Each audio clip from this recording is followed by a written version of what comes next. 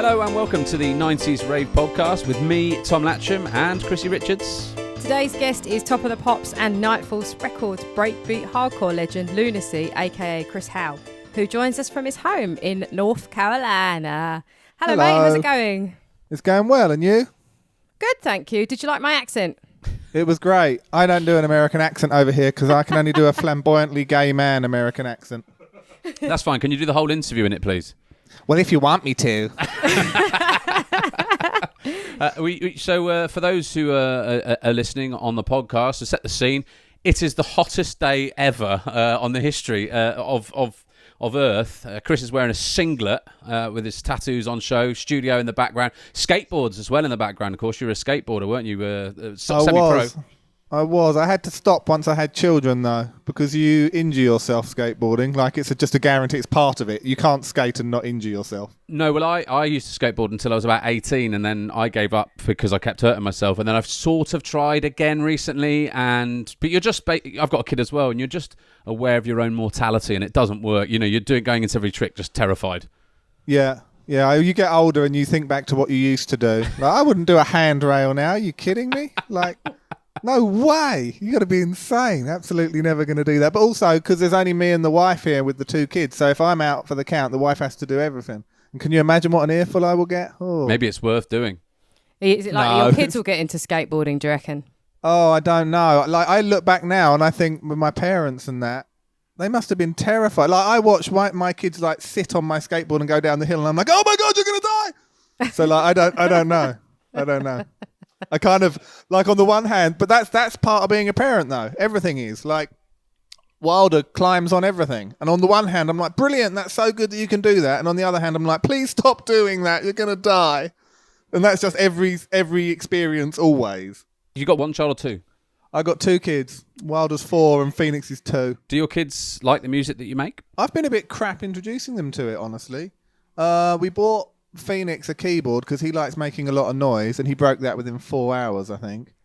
We had one of those little mic things, and Wilder just shouted, yo, yo, yo, I want to go to the new park, for about an hour, and then that got broken.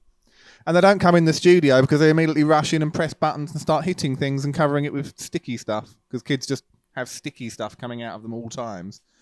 So I guess I'm a bit neglectful, but I don't really know. I don't know if they like it or not. They do like music, and when we were first working with Hyperphonic Experience, he sent me a track and I played it, and Phoenix started dancing around to it. So I've got that as a video. I'm not sure that counts as like, because I think when we turned it off, he just carried on dancing around. You don't know with kids. We didn't get you on to nominally talk about your kids or about your skateboarding. Of course. We've got you on because you are... No, it's absolutely fine. But you are, of course, the man behind the longest running record label in hardcore. You proudly say that on all your social media channels. It's kniteforce. Let's start there. I'm interested to know about how it came about. It seemed to come about accidentally, much like this podcast, really, in a way. Is that fair? Yeah, but then that's pretty much my life. I've never had a plan for anything ever. I'm not a planner. I kind of have a vague instinct of where I want to head, and then I just stubbornly do that until I get there. And that's about it. Kniteforce came about mainly because my friends wanted to make music, and Suburban Bass had plenty of artists, and they were doing, it was hard to get studio time with Austin. And also, Suburban Bass didn't really want to give Austin to us as an engineer, because why would they, So I was like, bollocks, I got some money now from Smarties, I'll buy some studio and I'll learn it myself in my ignorance, thinking that I could just go, oh, now I understand sampling. So actually the studio sat there for about 6 months. Getting dusty, because like any man, I refused to read the instruction manuals and just expected to know how to do it. So your early vision for Kniteforce was that you wanted it to be stylistic and anarchistic. Would you say that is still the case? Is that carried throughout, or? I honestly think that I was mostly moulded by skateboarding, and I've retained the exact attitude of a skateboarder ever since, which is nothing is sacred, nothing is serious. Everything is up for grabs, and if you do something well, fuck about until you've ruined it and do something else. Chris, does skateboarding, because I haven't skateboarded for some time, and I still watch videos, and it's much more higher profile, and there is more money in skateboarding, and equally there is much more money in music. is skateboarding still like that? And is it able? Are you able to fit your music into that world of rampant commercialism and capitalism? That's a difficult question because I am no longer involved as a skateboarder on that level. I'm still a skateboarder from like 1987 to 1990. Do you know what I mean? Like, I'm an old skateboarder with that attitude. And I feel with almost everything, whether you're talking about music or like raves is another example, or even commercial airlines, there's a peak when no one really knows what they're doing, and that's the best time. Like if you go back to when aeroplanes were first being built, you get all these insane planes with like 15 wings and they fly backwards and forwards and they've got the cockpit hanging at the bottom of it and propellers in the wrong place because no one really knew what they were doing. With the result that you've got this absolutely fascinating mixture of planes to look at. Now everyone knows how to make a plane and it's completely boring. Every single one you see is like...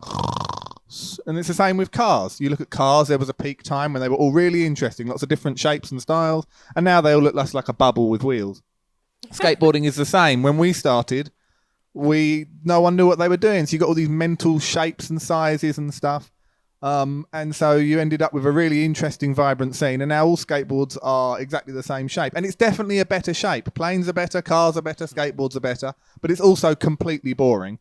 And if you look at the rave scene, again, the early rave scene, no one knew what they were doing. People just got samplers and stuff and stuck everything together. And you can listen to old school hardcore from like 89 to 94, and it's just mental. You listen to it, you think, why would anyone do that? Why is that sample there? Because they didn't know what they were doing. Nowadays, everyone knows what they're doing, and the result is it's kind of boring. Do you deliberately then, with your releases now, and the idea that you started as an anarchic as possible and stylistic and all that sort of stuff, do you try to continue that now to make yourself stand out? And is that why you think you've got such a dedicated following? I do try. There's a quote from Brian Eno that I think of quite a lot, and he says, whatever worked last time, don't do that again. And I think that's a really important quote because I learned with Remix Records, we started that as a label for Jimmy J. And Jimmy J was wonderful in many ways, but he wasn't the most imaginative when it came to music. What he wanted was music that worked on the dance floor. So we quickly came to a very solid formula, which works very well on the dance floor. And if you listen to Remix Records, it starts off one way and it stays exactly the same all the way through, and then it dies because it's boring. Like you can't keep doing the same thing over and again with any music thing. So I learned a lesson there. You can't just do that. And it's like a lesson that no one learns. We just keep doing it and keep doing it. You see it with pop acts. They have a big successful tune. The next tune is exactly the same and doesn't sell very well. Look at Smarties and Lose Control, for example. Kind of the same, but much worse. You know what I mean? And it's just boring. And then people stop buying it. So one of the things I try to keep with kniteforce is to, one, remember that I don't know anything.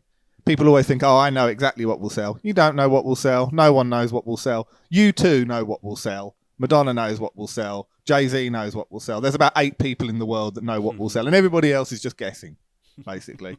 So it's always important to remember you have no idea. And then you just try to embrace the fact that you don't know things and to not do the same things round and round. And do you think then it's like you seem to embrace change a lot? You're not set a certain way, you just go with the flow.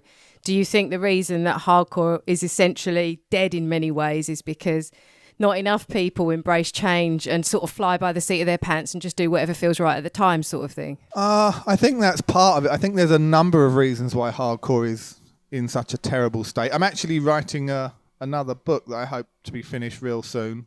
Called The Rave Commandments, which sounds really arrogant, but it's about things we need to do to make the scene work again. And a lot of it is looking back at the old school way of doing things. And it's things like, one of the reasons hardcore is so dead now is that there's no money in it. And one of the reasons there's no money in it is the digital side. There's no money in digital sales. That's, And if you've got no money, then the people who are professional and know what they're doing musically, they can't stay in that scene. They have to leave. So with hardcore, you've seen a steady exodus of all the talent for the last 15 to 20 years. People making a record. They love the music, but they spend a month making a EP and they put it out and they sell 4 copies and get 20 cents for it and say, well, I can't live like that. So they either have to go and get a normal job or work in a scene which will actually pay them. And the result is hardcore is basically a scene of a few dedicated people who have money from other sources and hobbyists. And if you have that, you don't really have a music scene, you just have a hobby. And there's nothing wrong with a hobby, there's nothing bad about that, but you simply can't grow from that because it's no one's got commitment to it. I think that's a reasonable summation. I think that's actually I'm a journalist, a newspaper journalist, and I think that there is a real mirroring of that in journalism. It's becoming less possible to be a journalist because it's just you're not able to monetize it. And it's a question that I talk about a lot about how you monetize journalism, because it's important to monetize journalism. But in terms of how you monetize hardcore now, with your Rave Commandments book, what do you do? How do we do it? It's difficult. It's very difficult. Tom's trying to get a sneaky peek out of your book there, you see. I can send him some. It's not finished yet, but I'll help you. I've only got 3 of the commandments, and then it's like, thou shalt go back to sleep. Thou shalt clean up Phoenix's vomit is one of the most common ones. I don't know. That's one of the problems. But what I do know is we can't carry on doing what we're doing. That's insanity. It doesn't work. And there are some things that work for some music. Like, we started doing vinyl and doing it seriously again about 2 or 3 years ago. And at first it was 1 record or 2 records every 3 months. Currently, I think we have 27 records being pressed and cut at the moment because there's a real demand for it. And because the result of it is, like, let me give you an example. One of my all-time heroes, one of the biggest influences on my music, somebody I've admired for my entire career, is Hyper-On Experience.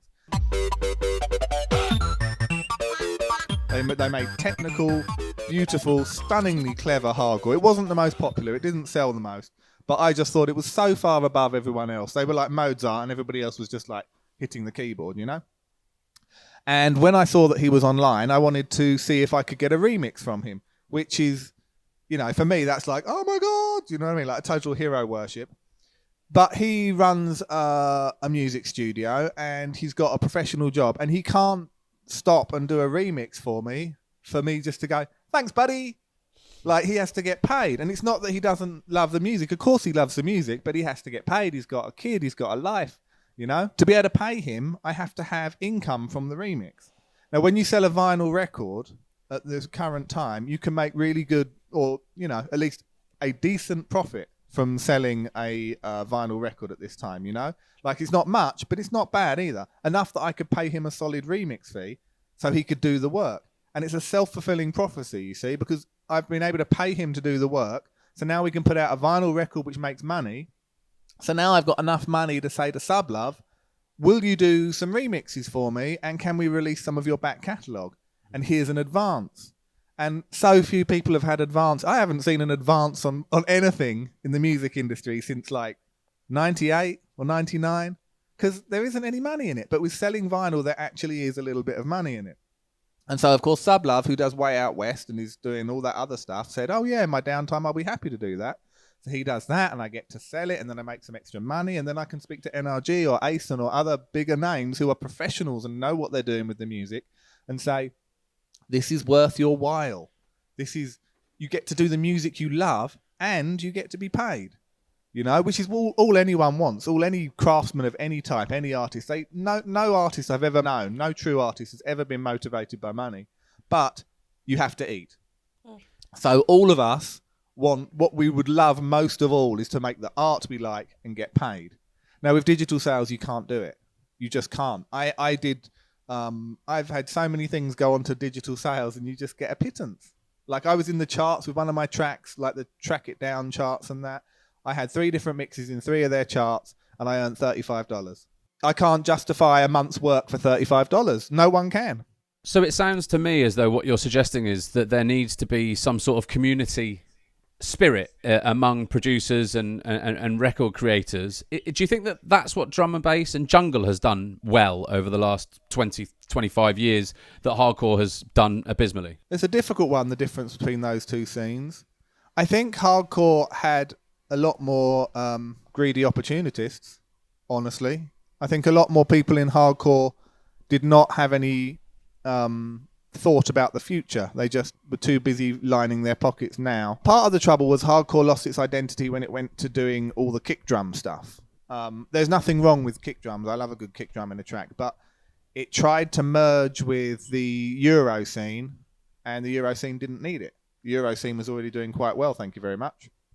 and drum and bass. So drum and bass had its own distinct sound, and the Euro techno and kick drum stuff had its own distinct sound, and UK hardcore had its own distinct sound, except it threw it out the window and tried to do the Euro hardcore, and then it just became a mess and there wasn't a distinct sound anymore.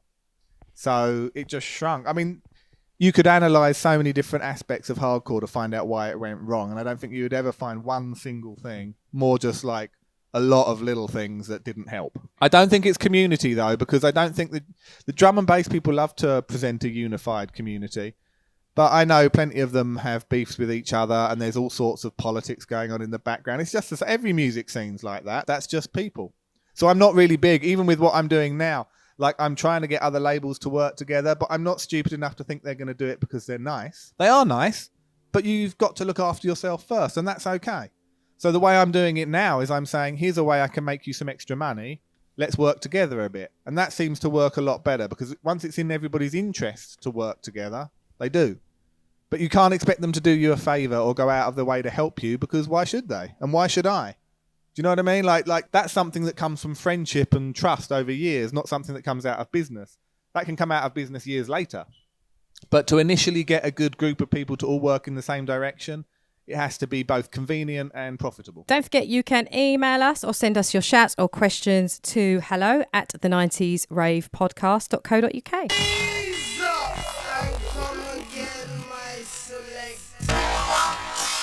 We're still here on the 90s Rave podcast with Lunacy. He's the breakbeat kniteforce legend, and he's famed for making some of the biggest happy hardcore breakbeat tracks during the mid-90s, many of which have absolutely stood the test of time. We still love listening to them to this very day.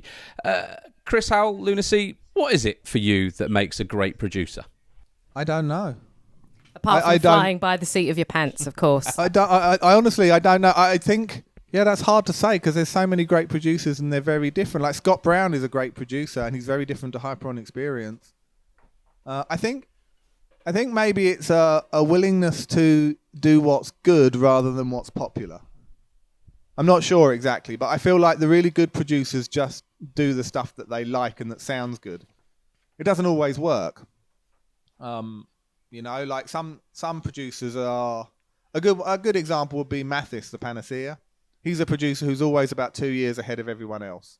So whatever he's doing now, everybody else is doing 2 years later. And by the time they're doing it, he's doing something else, with the result that he's never really got the fame or credit he deserves within the scene he's in because he's so far ahead of the curve. But he doesn't really care because his interest is in doing the thing he wants to do. So that makes a great producer, I think. Maybe not a successful producer, although Mathis is successful, but you see what I'm getting at. So what's your process of making tracks? Do you have a process? Is it whatever you feel like doing on the day? And how does that differ to other producers? I don't know how other producers work. I tend to have always worked on my own. I've very rarely been in another studio with anybody else. Partly because I always feel at a disadvantage because I've never... Like, for example, I worked with someone who was very musically talented and they were like, that's a D minor. And I'm like, I don't know what that is. Or they'll be like, you need the frequency of the bass to be this. And I'll be like, I have no idea what that is. I just do this. But it sounds good. And I'm like, that's good. Like I know what sounds good, but if you want me to tell you what key it's in, nope. I can compose a good piano, but you stick me in front of a piano to play and I'm like, do do do do do do. Well, on that, Chris, you read in your book, when you started kniteforce, you didn't know how to make music, as you mentioned. It just gathered dust at your studio in your room. But you did teach yourself pretty quickly by reading the book. How easy is it for someone who wants to start making music? How easy is it to do so? Can anyone do it? I think anyone can get the tools, just as anyone can build a house. Whether you can build the house well is a different thing. Like, there are a lot of things to help you nowadays that we didn't have. Like, you've got the internet. You can go onto YouTube and see how to make a bass line exactly like Shimon has in his latest track. You can go and find out how to edit breakbeats and that. And part of me thinks that's actually a disadvantage. And one of the reasons a lot of modern music is so boring. Because, again, everyone goes to the same source and does the same thing, and you end up with the same sound, and it's boring. Like, if I had to recommend things for new producers, my first thing would be, don't download any sample packs. Don't bother. If there's a really popular VST, don't get that. Because everybody's doing that. If you want to sound like everybody else, fine. But no one has ever gone like, that's the best thing that sounds like the best thing I've ever heard. Like, it's, if you want to sound like Pendulum, that's fine, but Pendulum already did that. So what's the point of that? I don't understand it really, but then I've been told I'm a bit strange, so maybe it's just me. Well, you used to create rave music in a very DIY way, and I suppose that's why it all sounds so different and fresh, and that's your style. Do you think that the art of creativity has been lost in that world of technology, where samples and beats, you've got your sample packs, etc.? They often come already created, and copyright infringement is picked up far more easily. I think good art requires restriction. I think everybody's got everything at their fingertips, and so I'm sorry to always use examples that are a bit weird, but for me it's like I used to go to Blockbuster and choose a video, and you'd go into the store and you'd be like, which video should I watch? And you'd have a choice of 30, and you'd choose a video, and then you'd come out and you'd watch the film. Now I go to Netflix, scroll through 700 things and turn it off and don't watch anything. And I think it's the same with music.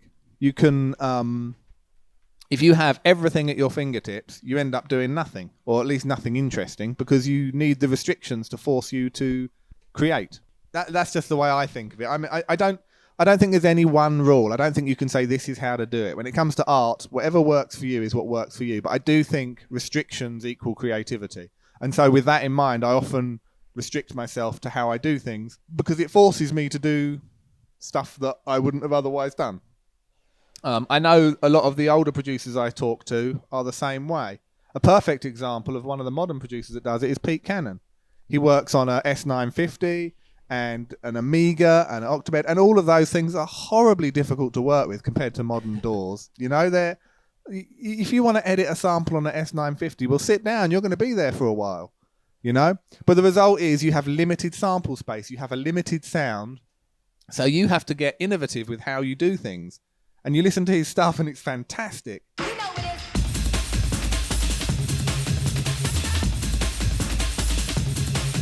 Edit. And then you see other people who have got $10,000 worth of VSTs and stuff, and they bring out a perfectly clean, beautiful piece of music. It's so boring. It's just the most boring thing you've ever heard. So for me, I think restrictions are important. You can either self-impose them or have them anyway. You listen to The Prodigy and their early stuff, it's done on 2 keyboards. Well, we've got Paul Kingsize, producer here, who's he's got his own record label, he's producing all sorts of stuff. What do you make of what Chris says? You're the producer, you're the other producer in the room here. Yeah, I mean, back in the day when I first got my first studio, we was limited. We had a Akai S2800, and that was it. We didn't even have a mixing desk, and we used to actually do any kind of EQ and volumes actually in the sampler. And the stuff that we came out with was actually all right, to be honest with you. It was okay because you were forced to make it work. You were forced to be experimental. You were forced to try new things. And like you say, Chris, I look now at just the VSTs that people could just download online and instantly have thousands of sounds. Yeah, I think people see that the software they see the software is creating music for them, rather than that they have a really good idea and then they make that thing that they're thinking of. They expect it all to sort of be done for them. I should say, actually, by the way, I apologise, because Chris is a producer, Chrissy Manick is a producer as well. I'm the only one in the room that isn't a producer. I have used also an Akai sampler, by the way. I went to a music tech course and I remember how much fun. It's so much more fun using old equipment than it is just sitting at a computer anyway. I actually got so bored of VSTs, I almost quit music because of it.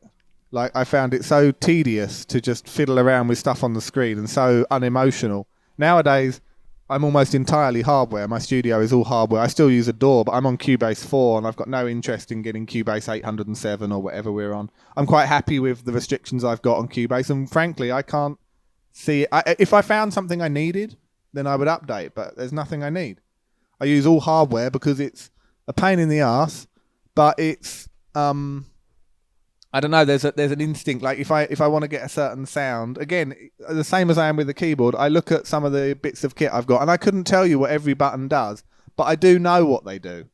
I know what I'm doing by, like, I don't think about it, I just fiddle around, and sometimes it goes horribly wrong, just like it did back in the day. Paul will tell you from working in those days, you could make a whole track and spend all day on it and get it just right, and poof, it crashed and it's all gone. There wasn't an autosave. If you didn't remember to save, that was that, you know? Yeah, I can actually remember 97, 98, coming to your studio, Chris, and making some. When I was running that drum and bass label, Dimension 4, which was whilst you was doing Influential, and we had 2 days booked, me and Paul, and we came down and we basically had a track pretty much done, apart from the mix down. But then overnight, I think was it your Nord lead or something like that crashed, and we lost the bass line. And the next day we tried recreating it, and it was gone. That was it. You never can. You can never get it the same. It's. But again, I think that's part of the blessing of it. Like, you want an individual sound, you kind of need unreliable stuff. Because if it's always going to be back the next day, like say we had to save that bass noise and it was there, would we have used it on another track? Yeah, we would have. Probably another 3 tracks. You know what I mean?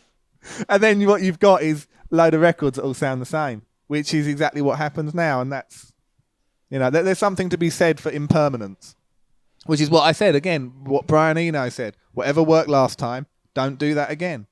Because that's the way to end your musical inspiration. And another one I would add to that is, if you've got a format, throw it in the trash. Format is the death of music. As soon as you say this is the structure, then you're finished. Generally, you say you work by yourself, but is there anyone that you have worked with that you really wish you hadn't? Yes. Go on. Well, I mean, if you look through my discography, almost anything I cut, I release. And if you find one that I haven't released after cutting it, then you'll know that I didn't want to work with that person, won't you? Well, Paul Kingsize is our resident music nerd. Do you know any of these on Discord? Well, if I was to say a catalogue number, Chris, would you be willing to say yes or no? Yeah. No, this is super geeky. Oh, come on, do it. Breed 002? Yeah. But that was good. But that was because I just found his manner offensive. And listen, that doesn't mean he's a bad person. It just means I didn't get on with him. Who was it, Paul? It was DJ Demo. Oh dear. See, the whole thing with that is a lot of people run into issues with me because they come from a fundamental misunderstanding of how I work. They think that I want to sell a lot of records and that's my priority. You think but they that's would know not you my better. priority. My priority is to have a good time. And so my priority is have a good time, make music, sell records. So if right at the beginning you're the best DJ in the world and I'm not having a good time, then we're not doing anything. Because I don't want to have a bad time. Like, why would I do that? I mean, also, we should say, if anyone wants to sell lots of records, they should probably not make hardcore. Because I don't Well, think yeah, that's another thing as well. I would just like to clarify, though, because in case Mark Demo listens to this, it's not even a personal grudge. I don't really do personal grudges because I don't care about people that much. I didn't really get on with Demo, and that's okay. He did his own thing. He's done a bunch of music that sold well. Nice for him. I don't have any grief with him whatsoever. I just didn't get on with him, so I left it at that. You're listening to Lunacy, the kniteforce legend, here on the 90s Rave podcast with me, Tom Latcham, and Chrissy Richards. If you want to get in touch with us, a shout or a memory about Lunacy or anything in the 90s rave scene, get in touch. Hello at the 90s ravepodcast.co.uk. This is Raw, the 90s Rave podcast. We hope you're enjoying listening to them as much as we enjoy making them. But now here comes the money bit. We are 3 average people with expensive children and busy lives. We would love to continue bringing you more epic 90s rave content, but we need your help in order to do this. We've set up a GoFundMe page and you could become a part of this fantastic and exciting project documenting the 90s for less than the price of a posh loaf of bread. Head on over to gofundme.com/the 90s Rave podcast and help us to make history. You're listening to the 90s Rave podcast with Chrissy Richards and Tom Latcham. We have a very special guest from North Carolina, Chris Lunacy. We have a feature for you. This was our mastermind, and you said Stephen King books, which made me very happy, I have to say. Well, I was very nervous about even suggesting it because, 1, I'm certainly not a mastermind, and 2, I think you know more than me. I was trying to think of subjects. I was going to say hardcore, and I was like, oh, fucking Paul will start saying things like, what was Moving Shadow 372? And I was like, I don't know. Well, I should say to you, Chris, I'm sorry to break it to you, but I'm staring at a bookcase full of Stephen King books. So this probably was unwise, this one. Well, I know. I knew it was unwise. And I've read every book except for Ride the Bullet because every time I look at it, I just think, that doesn't look like an interesting book. And I've read everything he's done ever. But that doesn't make you a mastermind. That makes someone who's read some books. So we will see. I should have done it on It, the new It movie. Yeah, because that was really good. That would have wasn't made it? you have to watch it. Question number 1. Complete the following sentence. He thrusts his fists. Against the post until he thinks he sees the ghost. Very good. Number 2, what is a night knocker? Shit. I know that book as well, but I honestly can't remember. Oh, wait. Isn't that the policeman guy who goes around checking things? Yeah, that was in the new book. Yep. Yep, you're right. Absolutely right. What is the full name of the town Salem's Lot? Jerusalem's Lot. Very good. From which book is this quote? History doesn't repeat itself, but it harmonizes, and what it usually makes is the devil's music. I'm guessing it's the one about JFK, but I can never remember the title. Like, whenever I want to tell anyone about it, I'm like, it's a date. There's some numbers in it. I don't know, 11/42/67 or something. I don't know. It's 11/22/63, but you can have that. You said it was the book about JFK. So question number 5. Can you name all the little bald doctors from Insomnia? There were 3. No, I can't name any of them. I only read that once and I didn't like it much. No, see, neither did Paul, but I really love Insomnia. They were Atropos, Clotho, and Lachesis. Number 6, which book featured a creepy lawn jockey? I don't even know what a lawn jockey is. I'm going to go with Lawnmower Man because they both got the word lawn in them, but that's all I've got. Unfortunately not. It is Duma Key. I should say, by the way, I've never read a Stephen King novel myself. I love Duma Key. That was one of my favourites. I don't remember a lawn jockey. What's that? But I don't know what a lawn jockey is. It's like it's an ornament that people keep in their gardens. It's like a man, usually a black man, and they look quite creepy. They're very old, ancient, weird things. So question number 7, what is the dead zone? Isn't it the place where I can't remember the protagonist's name goes. I can't remember the protagonist's name in the book, but isn't it his the place where his mind goes when something's happening? Sorry, that's probably not very clear. I haven't read that one for a decade. You can have half a point there. It's basically it's the part of his brain that he can't access due to his accident. So things he forgets, That's he says right. that they're in the dead zone. But you were almost there. Number 8, what is the name of the strange creature that haunts the woods in Pet Cemetery? No, I haven't read that for over 20 years, so I don't remember that at all. Don't remember the Wendigo. Yeah, it's the Wendigo guy. Well done. Sorry, you broke Ding. up. You broke up there. I didn't catch that. Yes, it's the Wendigo. Another point for me. Well done, Chris. I'm just going to jump in there. You said you haven't read it for 20 years, Chris. I read that pre-being a parent, and now it's a very hard book to read. Oh, I found that with It. When I went to see the first, I know you don't like the new It movie, but when I went to see it, I was like, oh, It's one of my favourite books. I love it. And then watching that kid get his arm torn off, I was like, because I had totally forgotten. Because you don't realise, do you? You become a parent, but that bit is compartmentalised in your head. So you just carry on liking the same things. And then it comes out of nowhere and you're like, oh my God, what's going to happen to that kid? Like, it caught me totally unaware and I hated it. That was the only bit I really liked in it, I have to say. Well, you're a bit strange. Question number 9. Who is Donald Merwin Elbert? No, I got nothing on that either. He's the trash can man from The Stand. Oh, yeah. I just remembered him as a trash can man. I couldn't remember his real name. That's a good book. And finally, number 10. Why is the Green Mile called the Green Mile? Oh, that's just the death row thing, and they've got a green floor which you have to walk to the electric chair. Perfect. Bang on. Very good. You did okay at that. I think you got 5.5. I think out of 10. That's pretty decent. Yeah. Given how many books has he written? Oh, Stephen King? tons. 5,000. Well done. I mean, that's pretty good, Chris. Hooray!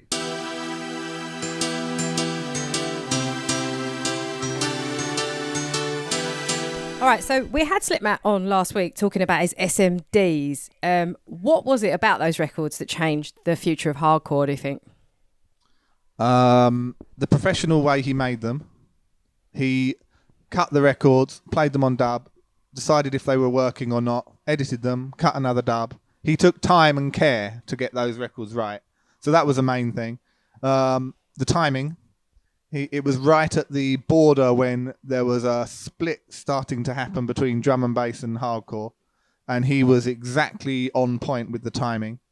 And the formula. While I'm not for formula, SMD pretty much dictated the formula for happy hardcore for the next couple of years. And if everybody had have ignored that formula, we would have been in a much better position. Slipmat doing it was fine. Everybody else doing it, including me. I'm not saying I was above it. We did it too. You know, that it was a touchstone record where people said, okay, if you want to make a good hardcore tune, breakbeat intro, piano drop, more beats, maybe a vocal, stab pattern drop, time stretches, back to the piano, breakbeat outro, finished. And it was lovely. It was the perfect format, and it was absolutely excellent. And as I've said before, give it a couple of months, it got so boring, everyone was sick of it. But SMD honed that to perfection. They made it. They were the ones that got the skateboard into that right shape, or the aeroplane into that right shape, so that it could fly through and do exactly what it needed to do on the dance floor. And in terms of what you like, it's clear that you were making hardcore at a time where you could have gone into jungle and continued down that breakbeat route. You could have gone down the more happy hardcore route, but it's quite clear that you really liked the happier side of the music. What was it particular that you loved so much about that happy sound? That's actually not true. I would much rather have done techno like R&S. That was the thing that I really liked. I loved all the bleeps and the basses. I loved all things like Joey Beltram and all that sort of style. I absolutely loved that. And I loved the darker side of things as well. Unfortunately, I ended up making Sesame Street, didn't I? So it was kind of... like I like the happy piano stuff. I've never liked cheese particularly. I like Euphoria. I don't really like over-the-top cheese. And if you look at the music I've made personally... I don't think I've made that much cheese. There's been the occasional awful things like the La La song, but that was done at a very bad time in my life. Mostly the stuff I made, the cheesiest might be 6 Days or Take Me Away, but even those I would say weren't overly cheesy. They were definitely happy. I should say, Chris, I never said cheesy. I said the happier side. Is that euphoric side of things? I know what you mean, but I wanted to draw a line between the two because there's quite a big difference between, say, Take Me Away and Toy Town. I'm not dissing Toy Town. It was great for what it was, and again, if everyone hadn't copied it, it would have been fine. But I just kind of ended up there. Like the scene was so strange back then. There was no, like, you had SMD coming out, but I distinctly remember in the early days of Kniteforce when we were playing record, we'd be playing like Dark Horse or Four Horsemen of the Apocalypse or Moving Shadow Oasis, but we would also be playing Vibes and Wish Doctor and Renk records and, you know, slamming vinyl. There was no, like, at the time there was no conscious decision to say, we're going to do piano stuff. And you can even hear that with the first releases on the label. From KF1 to 20, the first 20 releases, we are all over the map. We have happy tunes from Force and Evolution. We have dark stuff on there. It just kind of... I don't know, it just kind of ended up that way. It wasn't a plan, it just ended up that way, and so that's what we did. If I could go back now, well, I'll probably do the same thing because I'd be me back then, wouldn't I? But if I could go back and change it, I would probably be more aware of the diversity that I could have promoted. I'm just going to come in there, Chris. You said that you was all over the map with the first 20 Kniteforces. I've got to agree. I mean, I was a massive fan of the dark stuff throughout sort of late 92 and 93, and I can honestly say that Kniteforce 7, the Snowball, was probably the darkest tune for me.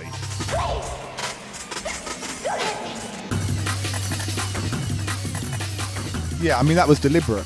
Yeah, well, it achieved what it set out to achieve, that's for sure. Yeah, we tried to make something as dark and ridiculous as possible, even down to the fact that we tried to do every gimmick possible. We'll do a white label, 10-inch, with no actual label on it, one-sided, that's just horribly, horribly dark.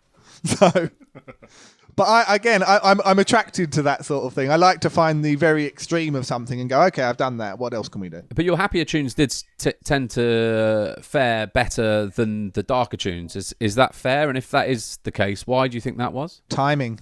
I couldn't say exactly. Kniteforce really didn't get on its feet properly until we had Slipmat remix Take Me Away. And then everything blew up really huge. I don't know. I think it was just the timing of it. It was just the way the scene was. We just happened to be, like SMD was the right track at the right time, Kniteforce just happened to be the right sound at the right time. You know, we had lent towards that piano stuff and we were trying to find our formula. And I had some artists that were spectacularly good. I had DJ Force and the Evolution, who, you know, obviously Darren Styles has gone into be massive, but DJ Force likewise. They were very talented piano players. You know, they would play those pianos that you heard on the records at that speed. You know, they were just very, very good at it. Future Primitive were the same way. They went out of their way to learn. Neither of them could play anything. They went out of their way to learn to play to get piano lines like their heroes. And while other labels did a bit of everything, Kniteforce just kind of ended up specializing in that particular sound. So that's probably why it was the people involved. I mean, I liked it too and was happy to go with it. It wasn't like I was going, oh no, not another piano track. You know, I loved it as much as everybody else. But it was also not a conscious decision so much as that's the way it was flowing, and I just went with it because that's what we were doing.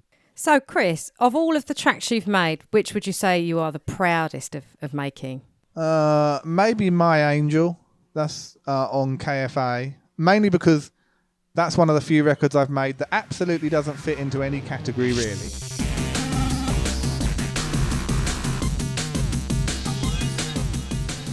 It's not quite hardcore, it's not quite jungle, it's not quite drum and bass, it's sort of all those things. It was also made at a time where I was grieving because my father had passed. So while that doesn't have resonance for me as far as the music goes, I think maybe my mind was in a slightly unusual place, and so I ended up making a slightly unusual track. How much do external influences influence your creativity in that? We're using that as an example. Hard to say. The reason I say that is because I realised a few years ago that I suffer from depression, but I didn't know I suffered from depression for most of that time. Like now when I look back, I can say, oh, look, 96 and 97 is when I sank into a horrible depressive fit and the whole label fell to pieces, and I thought it was just the label going wrong, but really it was me going wrong because I couldn't function that way anymore and I couldn't make that music. I couldn't sit down and make a big piano anthem because I felt like shit, you know, so it wasn't something I could do. Having said that, another source of power in creativity is pain. You go to any of the big musicians over the years and you see most of them start off fucking miserable.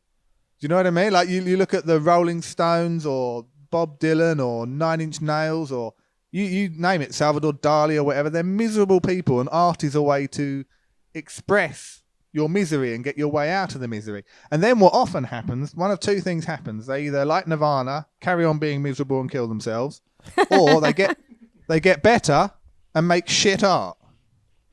You know what I mean? You end up with Bob Dylan's new stuff, which I'm sure is musically talented, but no one cares. Do you know what I mean? Like, and I don't mean that as a diss. I just think that all the great art, whether you're talking about comedians or filmmakers, I think most of it comes from pain.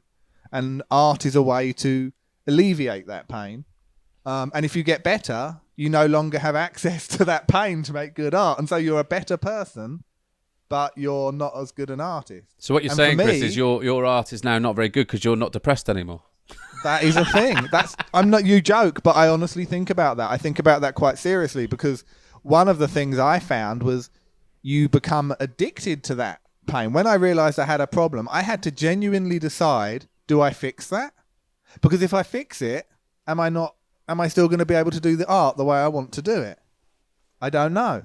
I think I found a balance. There's a line in a Hosier song that says, never tame your demons, always keep them on a leash. And I think that's the way you have to do it as an artist. I think you have to... I have never tried to fix my problems. I'm just aware of them and I manage them. And I don't actually want them fixed because I think if I fix them, I lose my source of power with doing other things. You might end up making really cheesy hardcore if you have them fixed and you're just permanently happy, and then we get all of the I think we've got enough of that, to be honest. I don't think we need any and more, I do Chris. wonder. I do wonder how much pain went into Toy Town. Not a lot. Not a lot, I think. I tell you, it caused a lot of pain, I'll tell you that much. Well, maybe.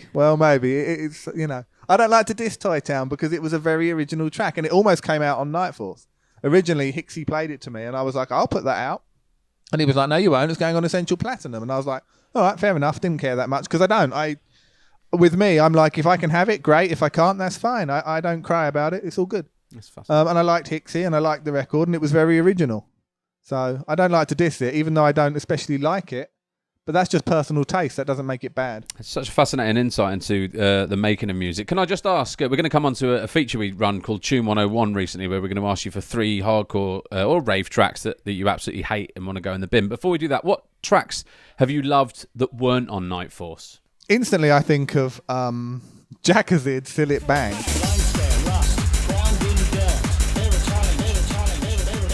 I think Jack Acid is one of the most talented and underrated producers in the whole of hardcore. And as soon as I heard Still It Bang, I was like, that is exactly the sort of idiocy that we are excellent at. Like, that is such a stupid... What I really like, and I like it about the internet and I like it in life, is things that are massively clever and utterly stupid and pointless. Like, I love it when people put an immense amount of work into doing something completely idiotic.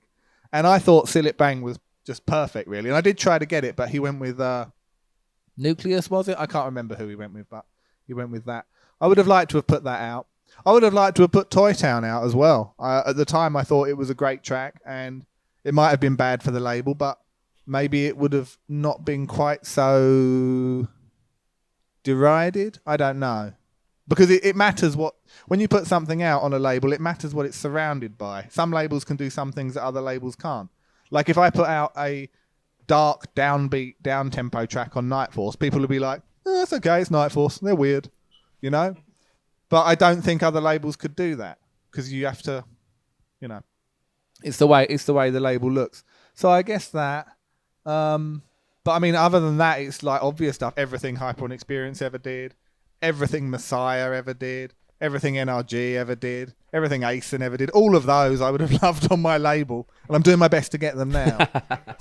This is Slipmatt, and you're listening to Raw, the 90s Rave podcast. So what's your tune 101? Rave tunes that you just think they need to be shut away and left there forever. Oh, people are going to hate me because a lot of them are ones that everyone loves. Like, One Tribe. God, I hate that track. I mean, it's brilliant. I can't even remember. Do you know the one I mean? Yeah, that's, was it One Tribe featuring Gem? What Have You Done? Yeah. I just don't like it. And I'm not saying it's bad. This is an important distinction that a lot of people get confused about. There's not liking a thing and a thing being bad. One Tribe is a very good record. I just don't like it and I don't want to hear it. It doesn't do anything for me. I don't like Valley of the Shadows very much, 31 Seconds. Long dark tunnel. It's just a bit overplayed, isn't it? Yeah, and again, I liked it at the time, and I think it's an absolute classic. Andy C is one of the few producers out there who has revolutionised the scene multiple times. Like most people don't even do that once. He's done it 3 times, as far as I can tell. He did it with Valley of the Shadows. He did it with that one that was in triplet time. I can't remember what that was. Body Rock. And I can't remember the third one because I'm old and my brain doesn't work. But I know there's times that what he has done has vastly changed the whole landscape. But I just don't like 31 Seconds. Every time it comes on, I'm like, oh, God, please stop. Please stop. I don't want to hear that anymore. And I'm not that keen on Baby D, Let Me Be Your Fantasy, to be honest. Oh, fair enough. I know everyone loves that track, and I speak to Floyd and Asen, and I know, I don't want to offend them if they see this. I love you guys. But I don't get on with it. I just don't like it. I didn't even like it when it first came out. And that's a bit weird for me because I loved things like Shades of Rhythm. They did a big vocal piano track and I thought that was great.